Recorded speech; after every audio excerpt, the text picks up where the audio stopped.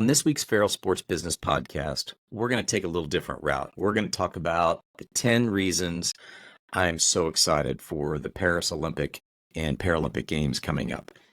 I'm going to go back to a format of interviewing guests next week. For this one, I just felt like it was special in terms of timing, just to share some reasons why I think this is just set up to really be a rebound for the Olympic and Paralympic movement in general. I've worked 9 Olympic Games. I've spent most of my career in the Olympic movement. A lot of that as the Chief Marketing Officer at USA Swimming, some of that in digital and marketing roles at the U.S. Olympic and Paralympic Committee. And so this one is close to me. So I'm just going to share reasons why I'm excited for Paris, and I think this is a great time for the Olympic movement. So let's get into it.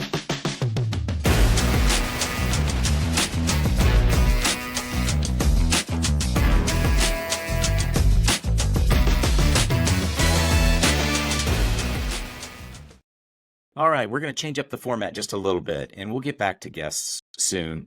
But this is a little bit of great timing with Paris and the Olympic Games coming up in just a matter of a few weeks.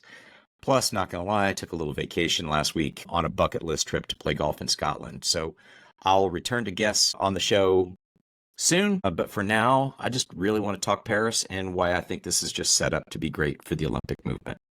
So 10 reasons for optimism and excitement around the Olympic Games and Paralympic Games coming up in Paris. Number 1 is actually the location, Paris. It's an intriguing city. It's a romantic city for some, full of iconic landmarks, and wait till you see the beach volleyball venue in particular set at the base of the Eiffel Tower. It's just a global power of a city and very attractive city, and I think people will appreciate the sport and the culture of it. Not to mention the time zone. That weighs big, especially for North American audience, South American audiences, and even European audiences, where just being 6 hours ahead of East Coast time is a huge benefit to the Olympic movement.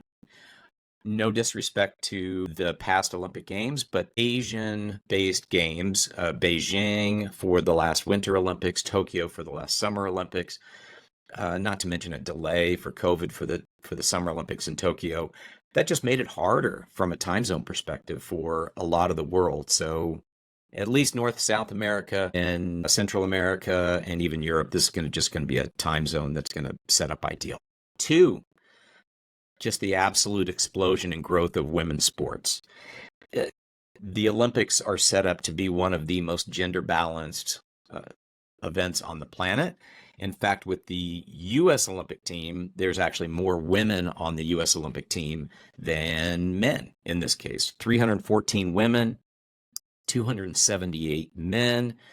And right now, we're just in a period of sports with an explosion of the popularity of women's sports for a variety of reasons. And the Olympics has a perfect opportunity to ride that way. 3, a variation of the same theme is actually women's basketball. Huge surge in popularity of women's basketball. There's always been popularity with the men's game.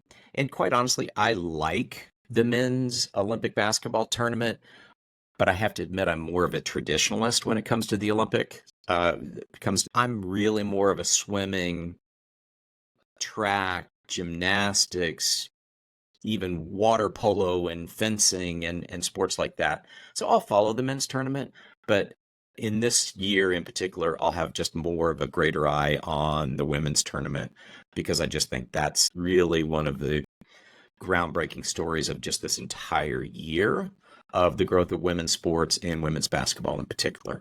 4, really the NBC marketing machine. They always do a phenomenal job. And I don't just say that because I used to work for NBC Sports and in the Golf Channel. They just do a phenomenal job of coverage across the games. But they're introducing pop culture stars more than ever. I mean, this lineup is amazing. Snoop Dogg, Peyton Manning, Kelly Clarkson, Jimmy Fallon, even Dolly Parton being involved. And then Elmo and Cookie Monster, Kevin Hart, Kenan Thompson, and Leslie Jones is always just a fan favorite as well. I think they're doing a great job of striking the balance of respecting the sport and what goes on in the sport and what happens on the field of play, but adding an entertainment value to the rest of the broadcast, social. And I just think it's really going to connect with a lot of audiences and maybe some new audiences around the Olympics in particular. 5, also NBC and the wall-to-wall coverage. We know we can get it on the mothership at NBC. We know there's coverage at NBCOlympics.com. In some of the traditional outlets like CNBC, and even the Golf Channel jumping in there. And there's a new addition for more of the younger crowd with a Roku option this year, which is the first time that that's been added to the Olympic broadcasting platform and schedule. So that combined with social just makes it more accessible than it's ever been. 6, TikTok. And this is a little bit of an unusual one, but I've just loved it. There's a trend going through TikTok in particular right now of people posting videos of themselves with this kind of fake announcement of, I'm sad to say I did not make this year's Olympic team, or I'm sad to announce that I was not picked for this year's Olympic team, and then showing videos of themselves from high school gymnastics, high school diving, some pretty epic fails, and people just having a good time with that and being authentic. And the reason I like it is just because it's natural. It's just taken over. It's not coming from NBC or the hype machine behind it. It's people just really relating their own sport experience to the Olympics. And I've always felt in general that people say they're fans of the Olympics, and that's true. But at the end of the day, we're really drawn to sports that we played growing up, in high school. And so having some of those natural and authentic stories come out just in a purely fun way on TikTok, I just think is a 7, the Paralympics social media account, especially on TikTok. Paralympics, Paralympics on TikTok is just absolutely phenomenal and has created all kinds of different accounts of people saying, oh my gosh, I should not be laughing at this, but you want to take a sport and the Paralympic movement that is very serious about sport, but does not take itself too seriously, and especially of how we look at people across the world with different disabilities. It's a hilarious account. It's a fun account, and maybe one of the single best marketing drivers for interest in the Paralympic Games, which follow the Olympic Games in. Now, one special note, a terminology thing, maybe a little bit of a PSA related to that. The Paralympics is a high-level, elite-level competition for people with disabilities. Sometimes people get it confused. Some people call it Special Olympics. And the Paralympics is an elite level of competition where winning is the goal.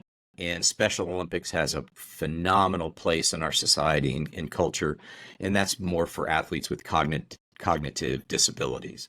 So just always remember just the distinction of the Paralympics and the Special Olympics. 8.